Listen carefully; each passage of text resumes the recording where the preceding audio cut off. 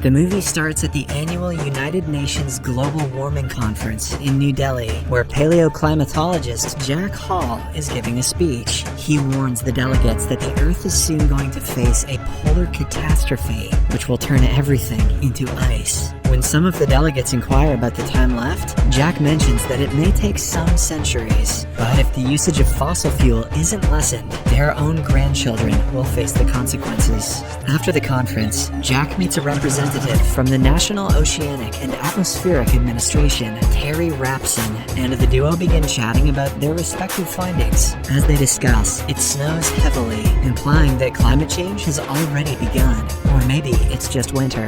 Over the course of the next few weeks, strange weather conditions strike different parts of the world. In Japan, monstrous blocks of hailstones start falling from the sky, leaving several people dead. Such hailstones are the largest that have ever been recorded in history. Meanwhile, at Terry Rapson's monitoring station in Scotland, the computers reveal that parts of the ocean are suffering massive drops in temperature. The drops are so sudden and mysterious that the communication signals placed there have frozen instantly. Elsewhere, at the International Space Station, astronauts notice gigantic storms brewing up in the Earth's troposphere. In the next scene, we are taken to Washington, D.C., where Jack is dropping his son Sam at the airport. Sam is a genius student who has been invited to participate in a decathlon in New York. Though his father is a well-known man, Sam appears to be angry with him, as Jack has always been absent from his life due to his busy work schedule.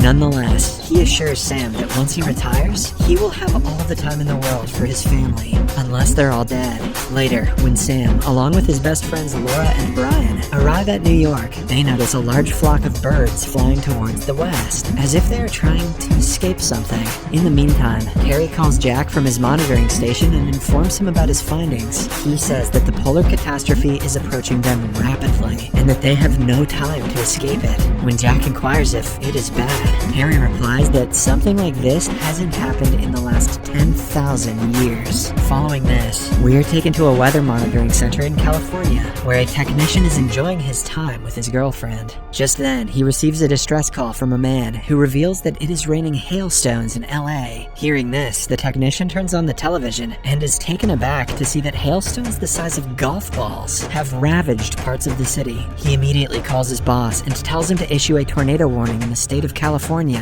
However, it's too late. In no time, several gigantic tornadoes circle the city and destroy everything in sight. It must have been one hell of a gender reveal party. Because of this, an emergency meeting is conducted at the Office of Global Change in Washington, D.C. One of the attendees mentions the other destructive weather occurrences in different parts of the world and asserts that something has gone wrong. Just then, Jack, who is also among the attendees, reveals to the crowd that everything is happening due to the North Atlantic currents. The currents are brought upon by the rapidly melting polar ice, which in turn is caused by global warming. He also mentions that it is just the beginning, and in a few days, the weather will become worse. In the next scene, Jack meets with the vice president and tries to make him understand that the situation is very critical. He mentions that the polar blast could hit any time, so mass evacuations in the northern states are necessary. However, the VP is an idiot, doesn't take him seriously, and walks away. Elsewhere in the UK, it has started snowing at a rapid rate, so 3 helicopters are sent to the royal palace to retrieve the Queen.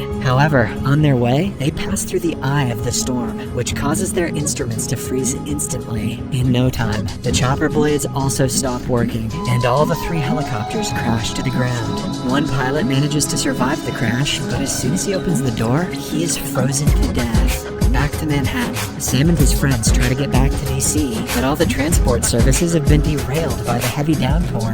Desperate to get out of the city, the trio walk to the streets, only to find the city in utter chaos. Just then, a massive tsunami appears out of nowhere and begins sweeping the place. The skyscrapers and even the Statue of Liberty is engulfed as if they are nothing. Sam and his group see the impending danger and rush to the National Library Hall for safety. Sadly, thousands of not-so-lucky people are washed away and killed. Later, Terry calls Jack and informs him about the freezing air over Europe, which brought down the helicopters. This alarms Jack, and after a bit of research, he finds out that the storm is approaching the US sooner than expected. In fact, they only have 48 hours before everything freezes over. Following this, he opens the weather prediction, which shows that 3 colossal weather systems are forming in different parts of the world. They are getting larger by the day, and in Europe, the polar state has already begun. Meanwhile, Sam desperately searches for a telephone in the library, as the place does not have any mobile phone reception. After a while, he descends to another floor and finds a telephone, which is almost submerged in the water. Desperate to call his parents, he swims to the place and finally makes a call. Jack is delighted to find that his son is alive and starts giving him instructions. Put on some water wingies and don't die, son. He tells Sam that he must stay indoors and wait for the storm to pass. If he ventures outside, he is going to freeze to death instantly. Hearing this, Sam becomes worried, but Jack consoles him by saying that he will come to rescue him soon. The next day, as everyone in the library is gathering clothes and rations, they hear a strange noise from outside. When they peek through the window, they're shocked to see a cargo ship sailing through the place. Elsewhere in DC, the head of the state is having a meeting, and Jack is tasked with briefing the state of the situation. Before even beginning, he instills fear in everyone by mentioning that the worst is yet to come. He then suggests that the residents of the southern states must be evacuated immediately and moved to Mexico. Once again, the vice president disapproves of the idea, as he claims that an evacuation of such magnitude is not possible. At least he didn't build a stupid-ass wall. He also asks what will happen to the residents of the north, to which Jack replies that it's too late for them. If they step out of their homes, they will immediately freeze to death. The best they can do is stay inside their houses and wait for the storm to subside. Surprisingly, the president takes Jack's advice and orders the National Guard to evacuate the remaining population to the south. In New York, the people inside the library see a group of people walking on the frozen land and deduce that they're heading to the warmer states. As a result, they also decide to venture outside before the snow gets any deeper. Sam, knowing about the impending danger, tries to warn everyone that it's a death mission, but he is completely ignored. Soon, everyone leaves the library, with the exception of Sam's group and a few other people. Meanwhile, Jack starts his trip to New York, along with his colleagues and best buddies, Frank and Jason. Since the three have visited the Arctic several times for research purposes, they are accustomed to the weather. Back at the library, Sam and his group scan through the whole building for food and discover some vending machines. They also gather some books for burning in the fireplace. Elsewhere, as Jack and his crew are traveling through the thick snow, they suddenly hit a roadblock and are forced to continue their journey on foot. They walk for a few hours with utmost dedication, but unfortunately, when they reach the top of a fragile building, Frank breaks the glass and falls in. He is caught by the lifeline, and the two friends are holding him up, but just then, the glass starts to crack. Hence, left with no choice, he cuts his lifeline and sacrifices himself so that his friends can continue their mission. At the library, Laura suddenly gets a fever and falls unconscious. Worried, the group starts searching for the cause and discovers that she has a wound in her leg, which might have caused her blood poisoning. One of the ladies in the group, who happens to be a medic, mentions that Laura needs an urgent injection of penicillin or else she will have to be amputated. Desperate to save his friend, because those legs go for days, Sam decides to venture into a nearby cargo ship, hoping that it contains some medicine. As he is about to leave, Brian and another guy, JD, also decide to accompany him. In the next scene, the VP, who is now stationed in a military base, finds out that the president met with an accident and died while being evacuated. To make matters worse, the researchers also find out that the eye of the storm has shifted its course to New York City. Elsewhere, Jack and Jason are slowly moving towards their destination, but sadly, Jason collapses due to exhaustion. As a result, Jack is forced to carry his friend. At the library, the trio finally heads out and makes their way to the cargo ship. However, along the way, their scent is caught by a pack of hungry wolves who have broken out from the nearby zoo. We just met JD, so he's dead for sure. Sam, Brian, and JD enter the cargo ship's kitchen and find some penicillin. They then look around the place for more supplies, cameras, but suddenly, they're attacked by the pack of wolves. Sam and Brian manage to escape to another room.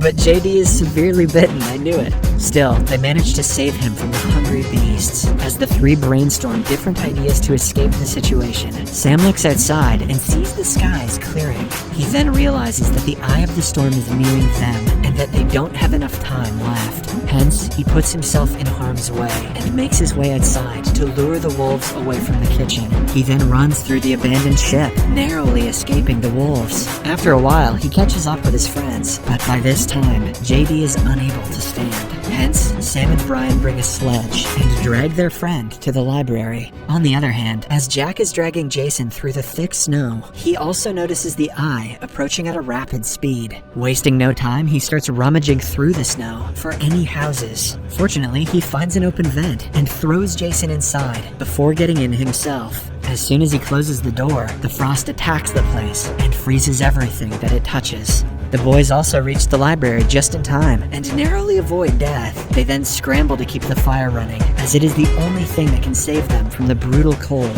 Jack also desperately tries to light a fire and manages to do so with an open stove. After a while, Jason wakes up and notices that the entire place has been covered with ice. Now, with the eye of the storm already gone, Jack plans to resume his mission. Jason tries to make him understand that it's still dangerous outside, but Jack asserts that he doesn't have any time left.